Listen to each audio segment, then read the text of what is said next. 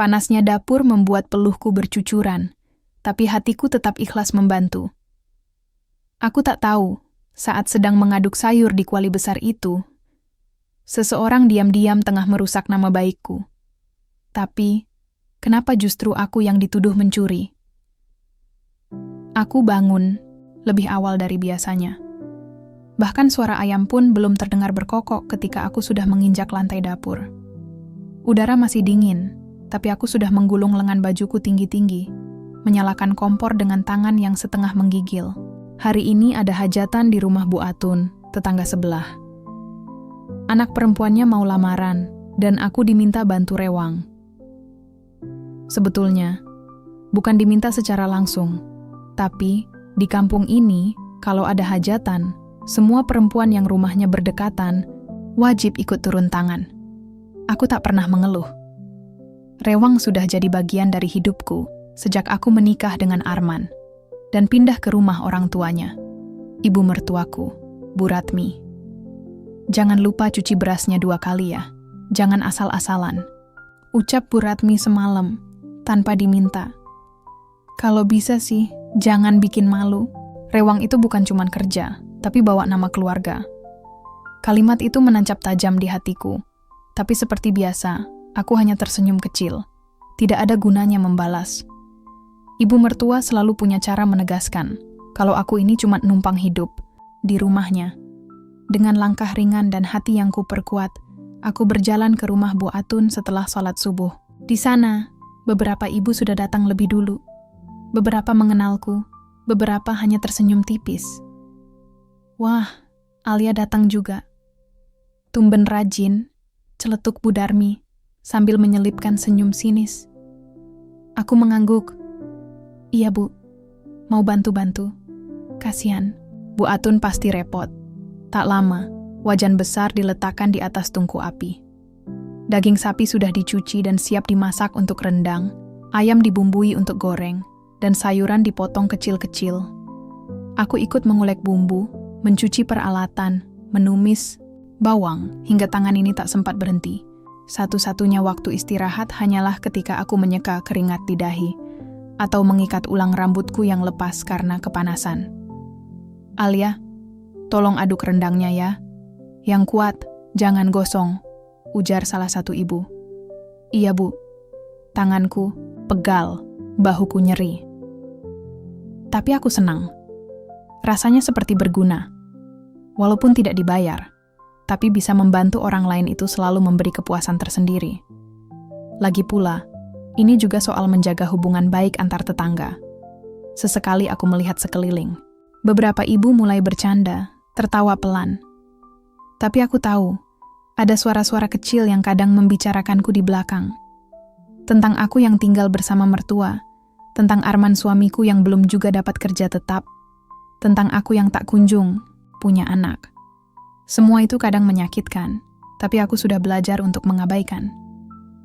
Sekitar pukul 10 pagi, aku pergi ke kamar mandi belakang untuk mencuci tangan dan membasuh muka. Ketika aku kembali, sesuatu terasa aneh. Wajan besar yang tadi berisi rendang, panci ayam goreng, bahkan semur jengkol, semuanya sudah kosong. Aku mendekat, bingung. Bu, lauk-lauknya kemana ya? Tadi masih di sini semua. Beberapa ibu mulai berdatangan ke dapur. Wajah mereka bingung, sebagian curiga. Loh, tadi masih penuh semua. Sekarang kok kosong? Jangan-jangan ada yang ambil buat pulang nih. Waduh, itu lauk-lauk buat tamu loh. Bisa kacau ini. Aku terdiam. Suara-suara itu terdengar, seperti petir di telingaku. Dan yang lebih menyakitkan adalah saat satu ibu menunjuk ke arahku. Yang paling lama di dapur tadi cuma Alia, ya enggak? Aku menoleh cepat. Maaf Bu, saya cuma ke belakang sebentar buat cuci tangan. Tapi yang lain enggak ada yang keluar masuk. Jangan-jangan kamu yang bawa pulang ya? Kan katanya mertua kamu sering minta lauk lebih buat di rumah. Dadaku terasa sesak. Enggak Bu, demi Allah, saya enggak ambil apa-apa. Mereka tak langsung percaya. 1-2 ibu mulai mengerutkan kening. Bahkan Bu Atun sendiri datang dengan wajah cemas. Lauk buat lamaran anak saya kok bisa hilang begini? Gimana ini? Kamu aja, Alia, yang terakhir masakan. Aku ingin bicara, ingin membela diri, ingin mengatakan bahwa aku memang tadi melihat sekilas bayangan Bu Ratmi di dapur. Tapi aku takut. Takut membuat nama keluargaku jadi bahan omongan. Takut membuat Arman marah. Jadi aku hanya menunduk. Maaf, Bu. Saya nggak tahu. Tapi kalau Ibu butuh ganti rugi, nanti saya carikan jalan. Suara itu keluar lirih, hampir tak terdengar. Tapi cukup untuk membuat beberapa ibu mengangguk puas, seolah mereka telah menemukan kambing hitam yang tepat. Aku pulang dengan langkah gontai. Tubuhku lelah, tapi yang lebih lelah adalah hatiku. Ketika sampai di rumah, aku mendapati Bu Ratmi sedang duduk di ruang tengah, makan dengan lahap. Di depannya ada sepiring besar rendang, ayam goreng, dan semur jengkol, lauk-lauk yang tadi hilang dari dapur hajatan. Tanganku gemetar. Bu, itu dari mana lauknya? Tanyaku perlahan. Oh ini? Tadi kebetulan ke tempat Bu Atun. Kasihan kamu kerja capek, ya udah, Ibu bawa aja. Kan kamu juga bantu masak. Jawabnya ringan, seolah tak terjadi apa-apa. Aku menggigit bibirku sendiri. Ingin rasanya berteriak, ingin rasanya menangis. Tapi aku hanya berjalan pelan ke kamar. Duduk di sudut tempat tidur, memeluk lututku sendiri. Dunia, ini tak adil. Tapi aku tahu, Tuhan pasti melihat, dan entah kenapa, dada ini terasa sesak, seperti ada firasat buruk yang menunggu di ujung hari. Aku duduk termenung di dalam kamar, masih dengan pakaian dapur yang bau minyak dan asap. Keringat belum sempat kering, tapi hatiku sudah banjir luka. Mulut ini gemetar ingin bersuara, namun yang keluar hanya isakan pelan, yang kutahan sekuat tenaga. Di luar, terdengar suara sendok bergesekan dengan piring. Tawa kecil ibu mertuaku menggema, seperti tidak ada dosa yang ia bawa. Rendang itu, semur itu, ayam goreng itu, semuanya ada di piringnya. Lauk-lauk yang harusnya disajikan di acara lamaran, sekarang disantap dengan santai seolah miliknya sendiri. Aku menoleh ke pintu kamar. Ingin rasanya bertanya, ingin rasanya menegur. Tapi mulut ini terkunci oleh rasa takut. Bagaimana jika ia marah? Bagaimana jika ia bilang aku tidak tahu terima kasih? Bukankah selama ini aku hanya tamu yang kebetulan menikah dengan anaknya? Arman, sudah pulang belum? Bisikku sendiri. Tapi jam menunjukkan masih terlalu pagi untuk suamiku pulang dari proyek bangunan tempat ia kerja borongan. Biasanya baru sore dia tiba. Dan aku tak tahu, apakah aku harus menceritakan semuanya padanya nanti? Apakah ia akan percaya padaku? Atau pada ibunya? Aku menatap jemariku. Masih ada bekas bumbu merah di sela-sela kuku. Bukti bahwa aku benar-benar bekerja tadi. Tapi semua kerja keras itu seolah tak berarti hanya karena satu kesalahan yang bukan kulakukan. Tiba-tiba, suara ketukan terdengar dari pintu depan, 3 kali. Lalu suara panggilan yang membuat jantungku tercekat. Alia, ini Bu Atun. Bisa keluar sebentar? Tubuhku membeku. Aku berdiri perlahan, menarik napas dalam-dalam, lalu membuka pintu kamar. Di ruang tamu, Bu Ratmi langsung menyambut dengan senyum palsu. Oh, Bu Atun, ada apa ya? Bu Atun berdiri di ambang pintu, bersama 2 ibu lain. Wajahnya terlihat murung. Maaf, Bu Ratmi.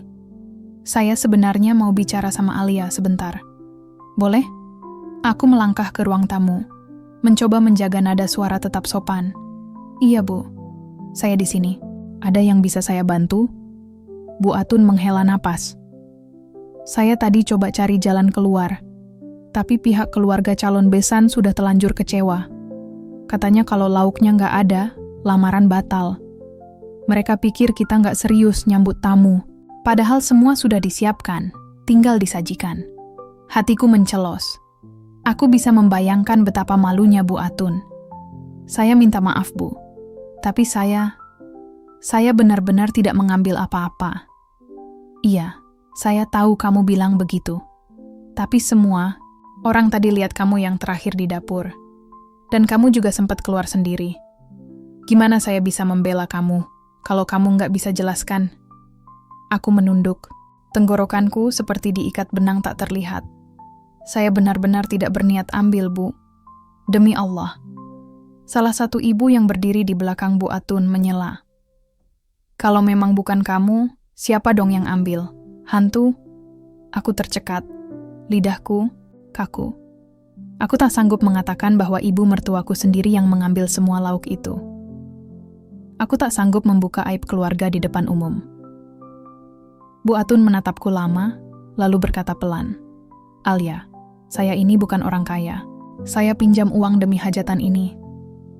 Tolong bantu saya cari jalan keluar. Kalau kamu bisa bantu ganti sedikit dari yang hilang, saya akan sangat berterima kasih. Saya tahu mungkin kamu bukan pelakunya, tapi saya nggak punya orang lain yang bisa saya andalkan sekarang." Mataku panas. Hatiku terasa ditusuk. Aku ingin marah, ingin menjerit.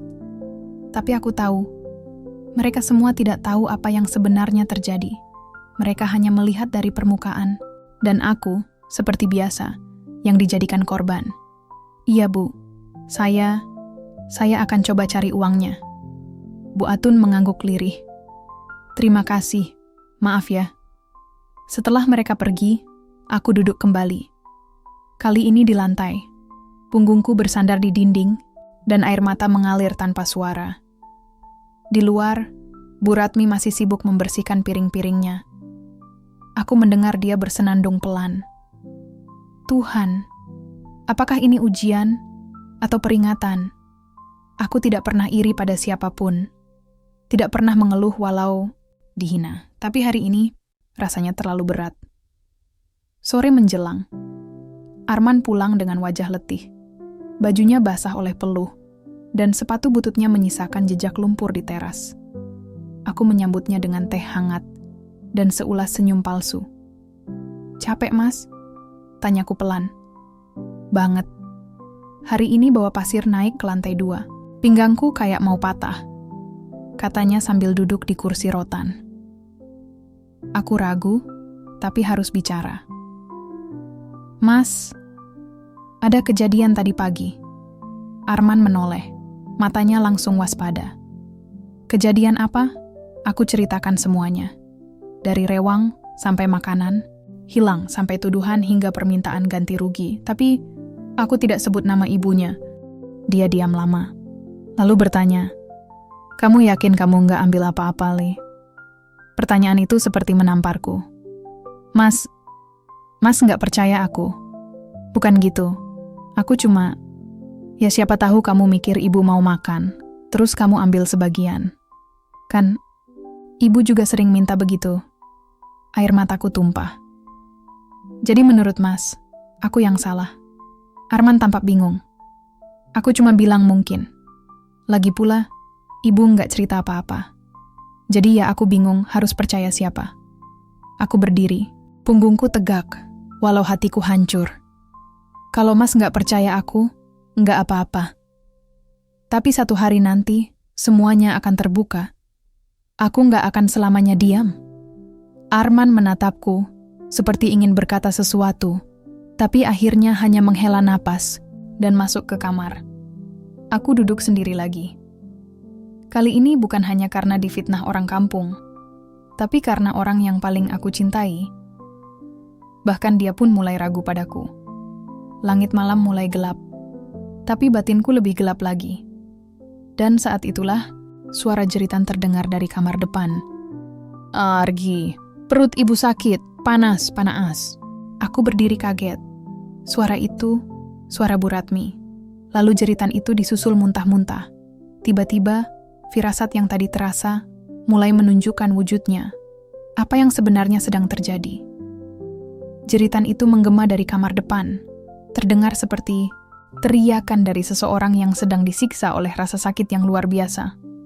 Aku berdiri kaku di dapur, tak tahu harus melangkah atau tetap di tempat. "Panas! Perutku panas! Arah!" Itu suara ibu mertua, Bu Ratmi. Aku langsung berlari ke ruang depan. Pintu kamarnya setengah terbuka. Dari celahnya aku melihat tubuhnya terguling di lantai, tangan memegangi perut, Wajahnya penuh keringat dan ketakutan. "Ibu, astagfirullah, kenapa ini, Bu?" Aku berusaha mendekat, tapi dia menggeliat sambil menendang-nendang seolah tak ingin didekati. "Jangan dekat-dekat. Panas. Panas. Hiks.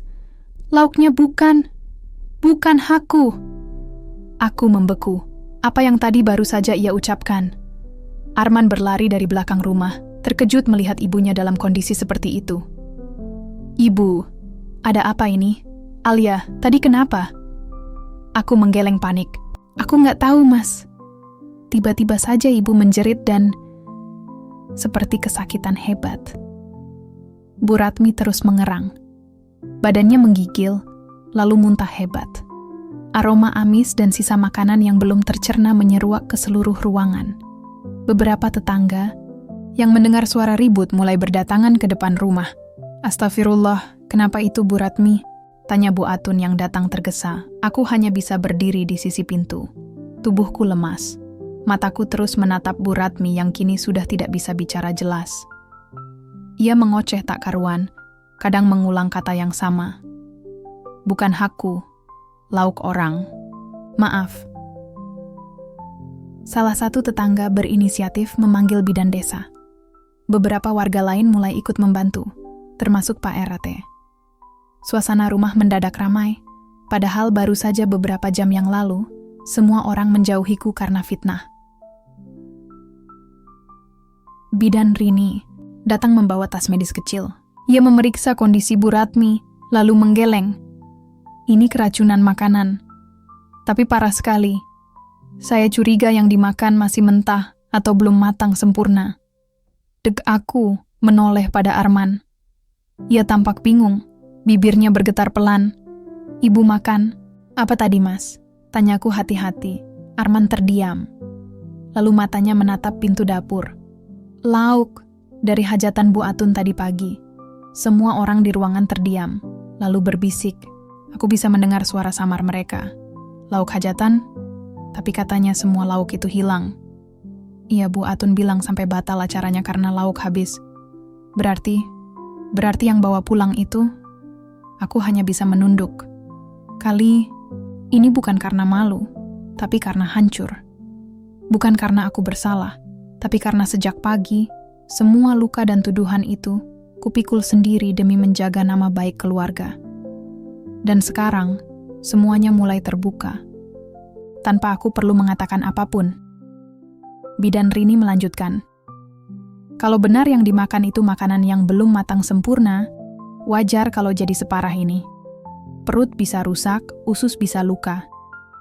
Dan melihat kondisinya sekarang, saya sarankan segera dibawa ke puskesmas." Beberapa tetangga mengangguk. 2 orang warga membantu menggotong Bu Ratmi keluar rumah, lalu membawanya dengan motor ke puskesmas terdekat.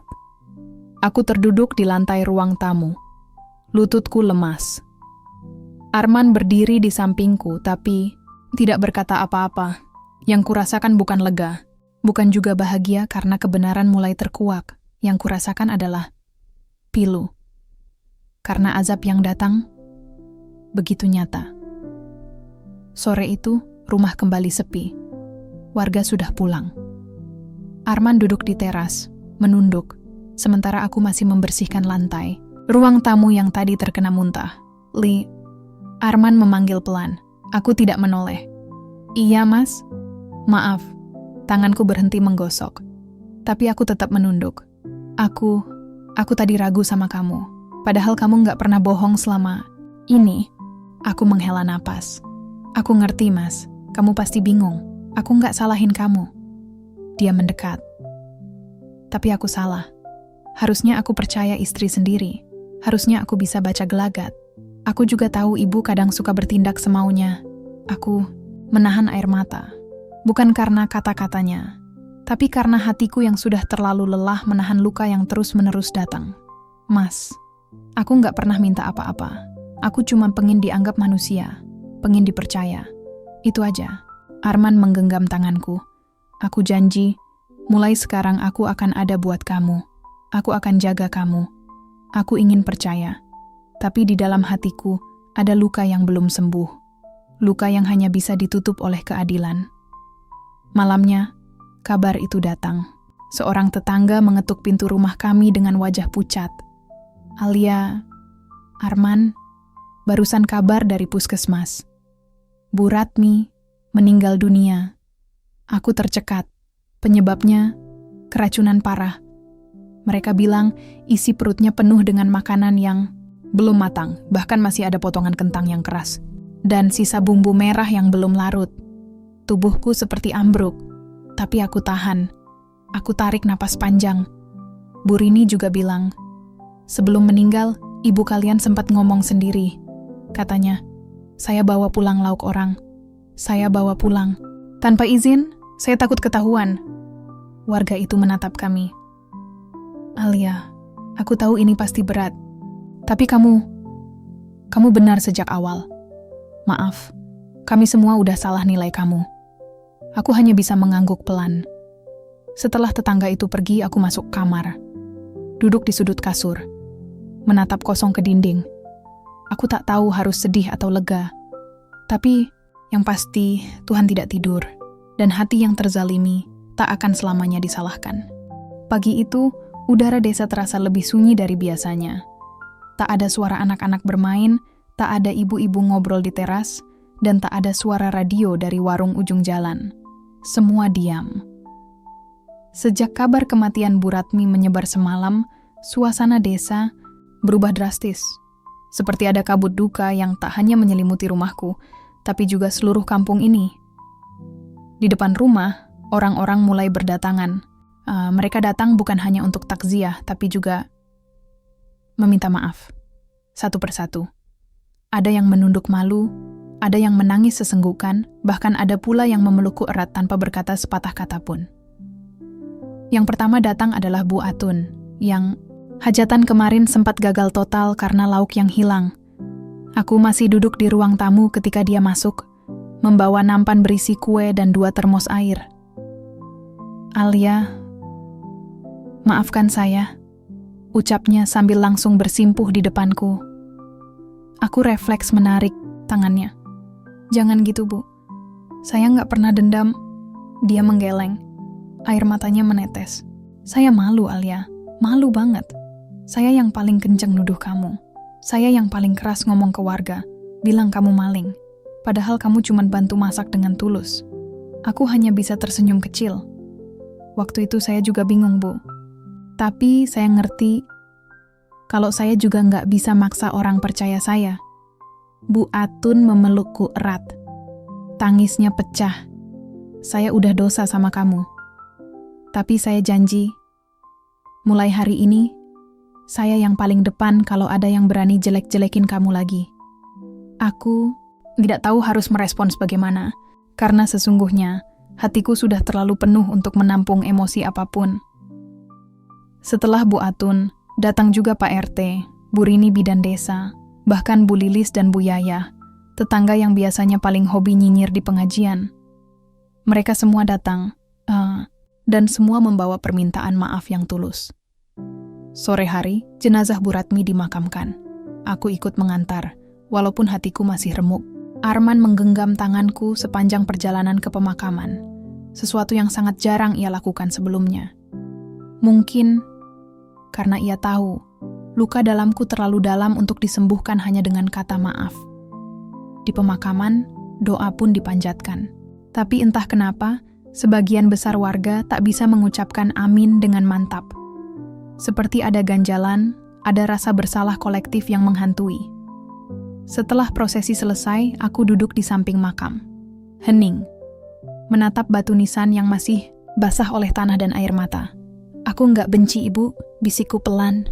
Tapi aku juga nggak tahu kenapa ibu harus berlaku begitu sama aku.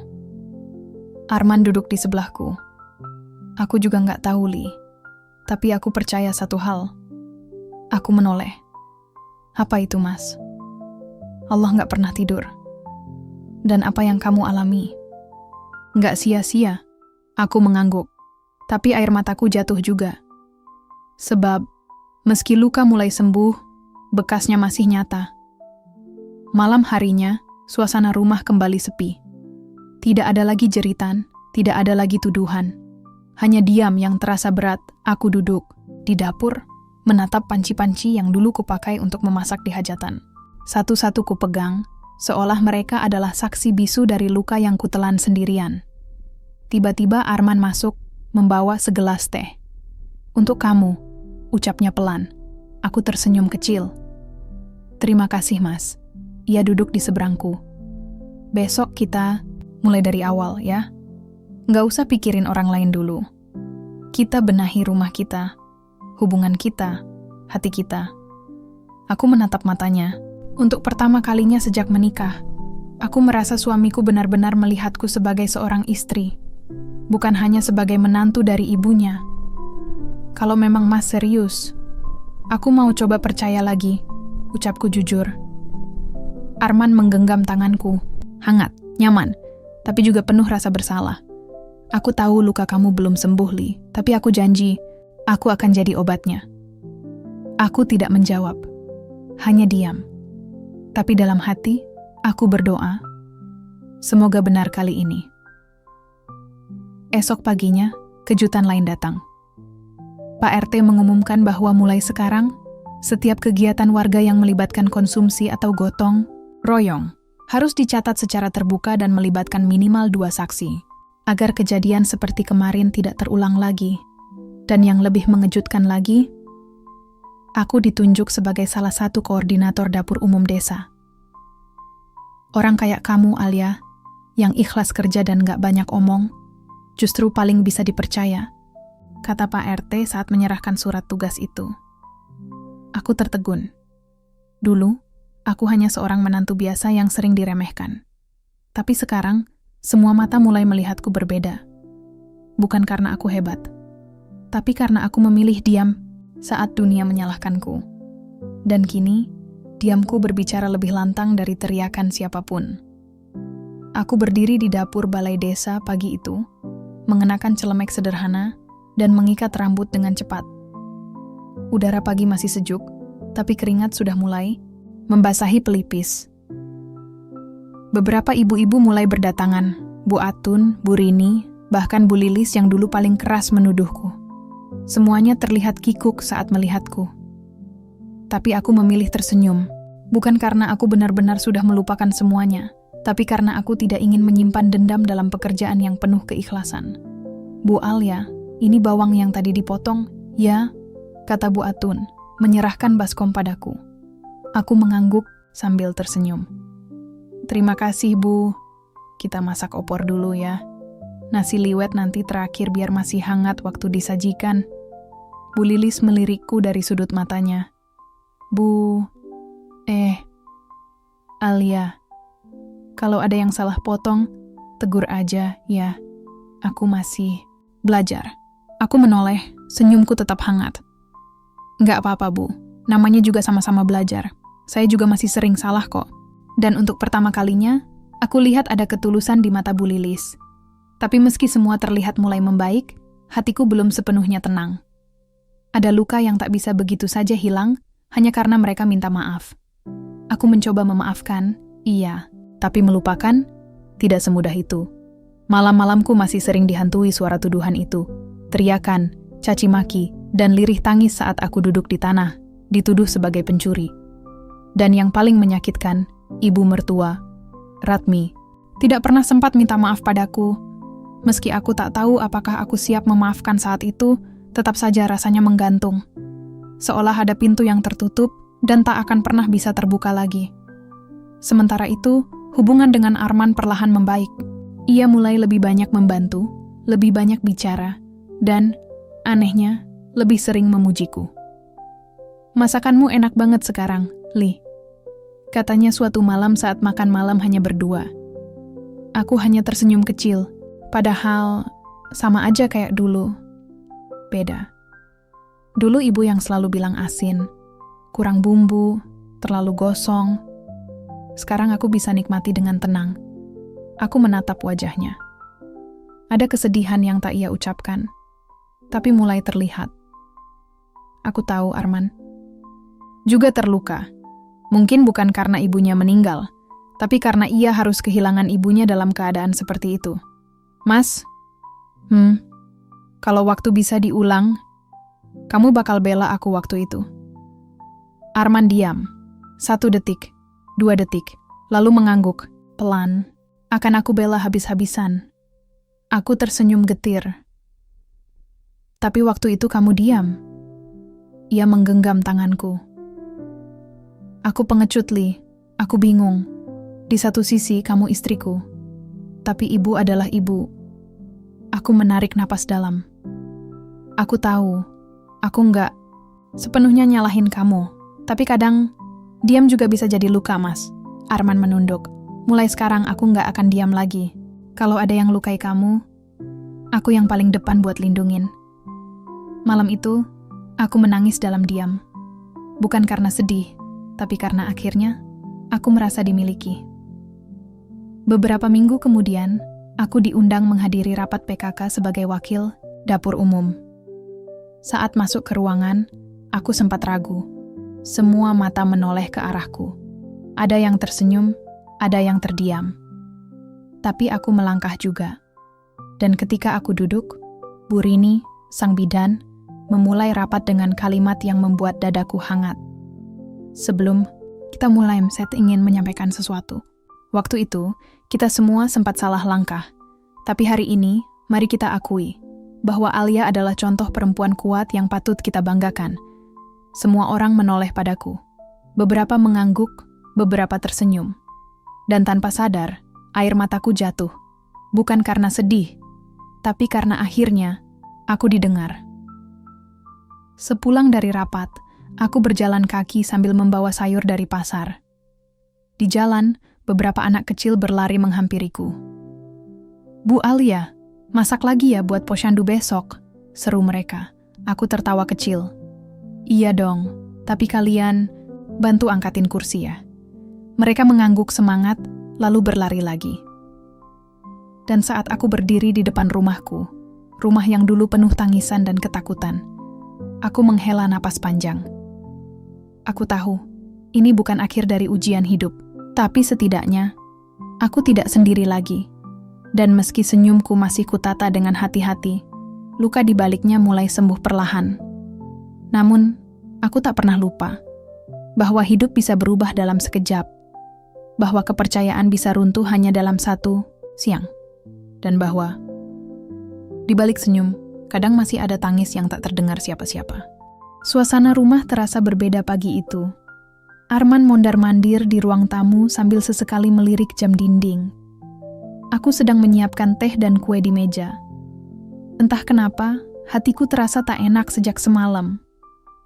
Mas, tamunya siapa sih? Sampai kamu nggak bisa tidur dari tadi malam. Arman menghela napas, lalu duduk. Kakak ibu, Lai, Bulik Sri. Dia datang dari luar kota. Katanya mau nengok kita. Aku terdiam. Nama itu tak asing, tapi hanya kudengar dalam bisik-bisik ibu mertua. Katanya, Bulik Sri itu keras kepala dan sangat menjunjung tinggi kehormatan. Keluarga. Dia tahu soal kejadian waktu itu? Arman tak langsung menjawab, hanya memandangi gelas tehnya lama. Lalu pelan ia berkata, kemungkinan besar, iya. Hatiku mencelos. Tak lama kemudian, suara motor tua terdengar berhenti di depan rumah. Arman segera keluar, dan dari balik tirai, kulihat seorang perempuan setengah baya turun sambil membawa tas besar. Wajahnya tegas, kerutan di keningnya dalam, dan matanya tajam seperti mata elang. Ini rumah Arman ya? Suaranya nyaring, menggema.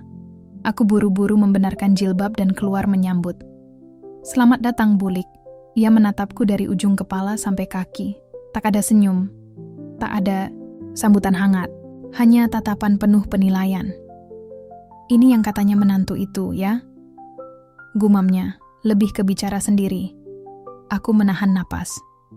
Arman mencoba mencairkan suasana. Iya, Bulik, ini Alia, istri saya. Ia masuk tanpa banyak kata. Matanya menyapu seluruh sudut rumah, seolah menilai setiap debu yang menempel di tembok.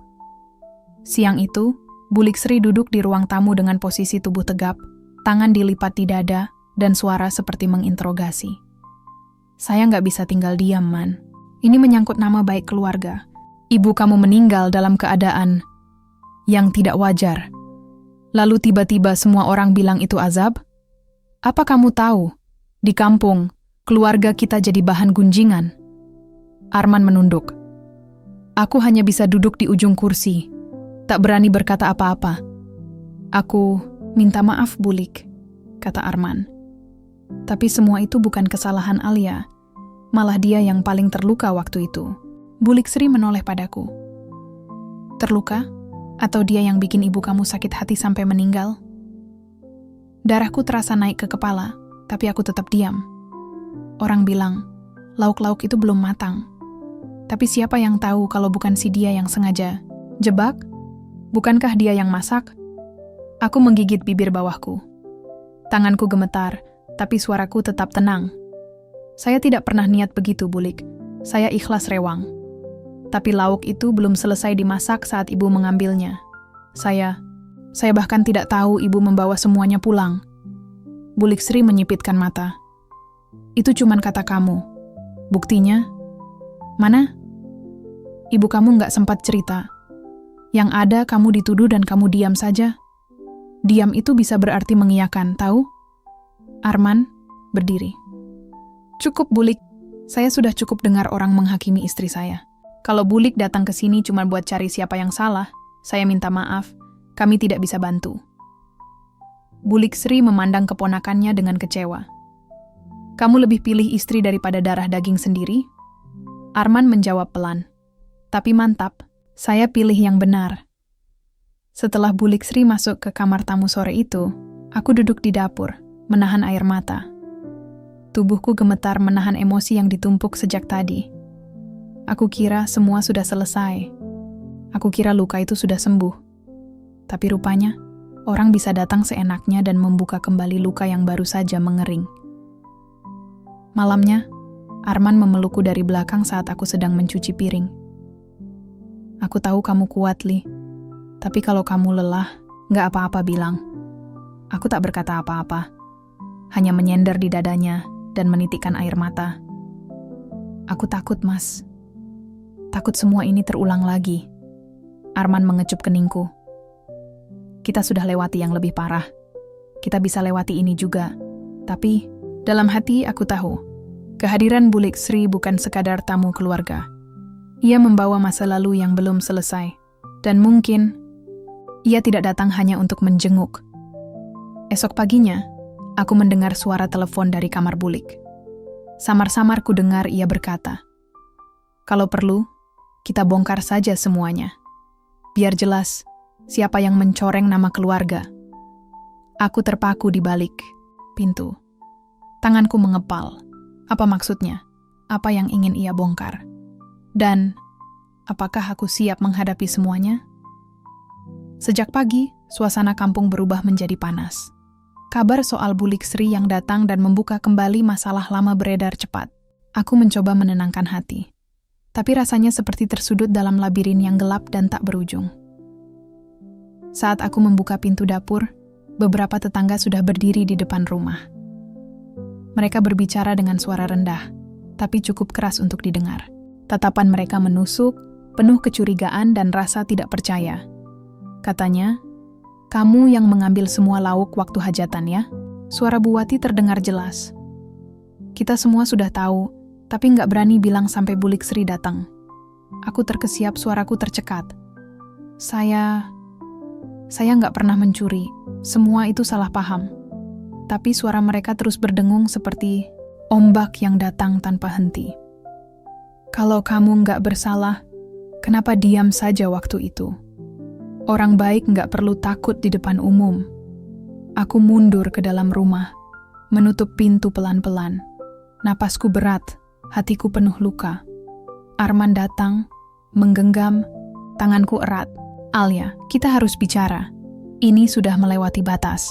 Aku menatapnya dengan mata yang mulai basah. Aku nggak kuat, Mas. Kenapa mereka nggak bisa percaya sama aku? Ia menghela napas panjang. Mereka hanya melihat apa yang mereka mau lihat. Kita harus tunjukkan bukti kalau kamu nggak bersalah. Aku mengangguk. Tapi jujur aku tak tahu harus mulai dari mana. Bulik Sri makin berani. Ia mulai berkumpul dengan para tetangga, menceritakan versi ceritanya sendiri tentang malam hajatan itu. Aku lihat sendiri dia yang membawa pulang lauk. Pakai tangan sendiri. Kalau itu bukan maling, apa dong? Katanya dengan nada tinggi. Dia nggak pernah bisa diterima di keluarga ini. Ibu saya sudah sering mengingatkan. Tapi tetap saja dia ngotot mau tinggal di sini. Lanjutnya, membuat kerumunan semakin bergejolak. Aku merasa seperti dipukul bertubi-tubi. Namun aku tahu, melawan dengan teriak dan tangisan takkan membuat mereka berubah pikiran. Malamnya, aku duduk termenung di kamar, mengingat kejadian-kejadian selama ini. Kenapa ibu mertua harus begitu? Kenapa Bulik Sri harus datang dan membangkitkan luka lama?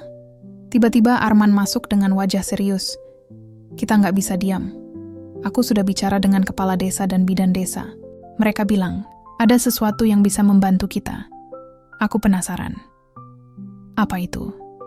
Arman menarik napas panjang, lalu berkata, hasil pemeriksaan waktu ibu mertua meninggal, ada catatan tentang lauk yang diambilnya. Beberapa bumbu masih mentah dan belum dimasak sempurna. Mataku melebar. Maksudmu, ibu mertua sendiri yang makan lauk itu sebelum matang? Iya. Dan itu yang bikin dia sakit parah. Aku tersentak. Selama ini aku diam karena takut mencoreng nama keluarga. Tapi mungkin sudah waktunya aku bicara jujur. Keesokan harinya, aku memberanikan diri menemui kepala desa dan beberapa tetangga yang selama ini meragukan. Apa kalian tahu kalau lauk yang diambil ibu mertua sebenarnya belum matang? Tanyaku dengan suara bergetar. Mereka terdiam. Beberapa menunduk, tak berani menjawab. Kita harus jujur pada diri sendiri. Jangan biarkan prasangka membutakan kita. Setelah pertemuan itu, suasana mulai berubah. Perlahan, mereka mulai membuka mata dan mengerti bahwa aku bukan orang yang mereka kira. Namun, Bulik Sri tetap keras kepala. Malam itu, aku mendengar suara bisikannya di luar kamar. Aku tidak akan membiarkan orang seperti dia merusak nama keluarga kita. Aku akan lakukan apa saja. Aku tahu, ini belum selesai. Api lama masih membara. Saat aku terlelap, dalam mimpi buruk yang sama, terdengar suara ibu mertua memanggilku. Jangan takut, Alia. Keadilan akan datang. Aku terbangun dengan hati yang berdebar. Aku tahu aku harus terus berjuang. Malam itu, aku sulit memejamkan mata. Bayangan wajah ibu mertuaku dan bisikan Bulik Sri terus menghantui pikiranku. Aku tahu, perjuangan untuk membersihkan namaku belum selesai. Bahkan mungkin akan lebih berat dari sebelumnya. Keesokan harinya, kepala desa memanggilku ke balai desa. Suasana sudah dipenuhi oleh banyak warga. Mereka menatapku dengan campuran penasaran dan skeptis. Kami ingin mendengar langsung dari kamu, Alia, kata kepala desa sambil memandangku penuh arti.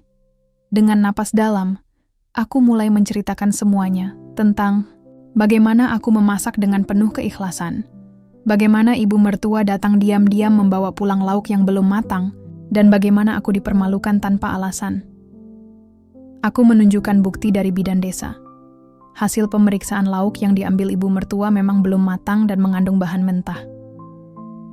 Beberapa warga mulai saling bertukar pandang, dan raut wajah mereka berubah dari curiga menjadi penuh sesal. Tiba-tiba Bulik Sri berdiri dengan wajah memerah. Itu semua kebohongan. Aku melakukan itu demi menjaga nama baik keluarga. Alia hanya ingin membuat kami terlihat buruk.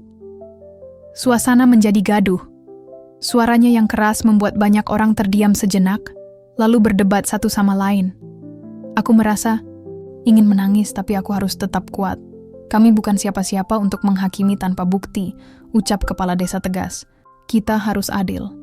Jika memang ada yang salah, mari kita cari jalan terbaik. Warga mulai tenang dan kepala desa mengusulkan untuk mengadakan mediasi. Dalam pertemuan itu, Bulik Sri terpaksa mengakui bahwa ia memang membawa pulang lauk tersebut. Bahkan tanpa izin. Memang lauknya belum matang, tapi aku pikir itu tidak masalah, katanya dengan suara pelan. Aku hanya ingin memastikan tidak ada yang tersisa. Perasaan lega mulai menyusup di hatiku. Akhirnya, kebenaran mulai terungkap. Namun, aku juga sadar, luka lama yang terbuka ini membuat hubungan kami sulit untuk pulih begitu saja. Arman menggenggam tanganku, memberiku kekuatan. Kita sudah melewati titik terberat. Sekarang saatnya membangun kembali. Keesokan harinya, tetangga yang punya hajatan datang mengunjungi rumah kami.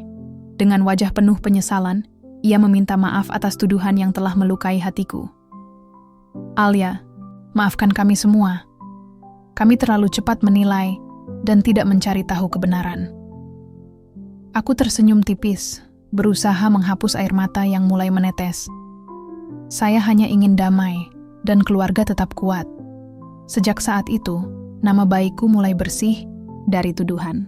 Warga desa juga menjadi lebih waspada dalam mengambil keputusan, belajar dari kejadian ini. Namun aku tahu, perjalanan ini bukan akhir. Ada banyak hal yang harus diperbaiki, bukan hanya di hati tetangga, tapi juga di keluargaku sendiri. Malamnya, aku berdoa. Ya Tuhan, berikan aku kekuatan untuk memaafkan dan melangkah maju. Jangan biarkan dendam menguasai hati ini. Aku yakin, dengan keikhlasan dan kesabaran, semuanya akan baik-baik saja. Hari-hari setelah pengakuan Bulik Sri terasa seperti kabut tebal yang mulai sedikit tersibak oleh cahaya. Aku merasakan kelegaan yang perlahan mengisi ruang kosong di hatiku.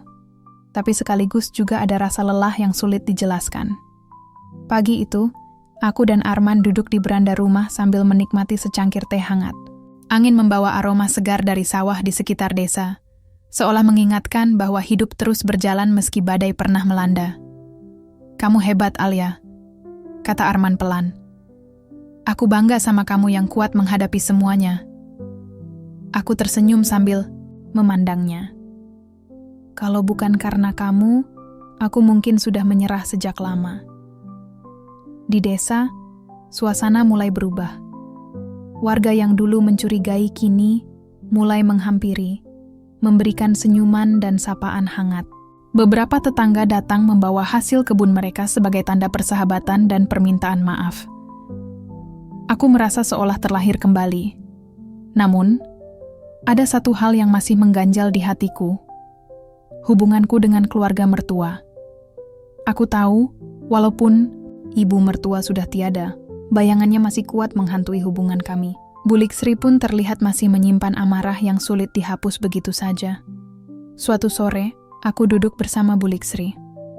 Matanya yang tajam menatapku, tapi kali ini dengan sedikit keraguan. Kamu mau aku maafkan Alia?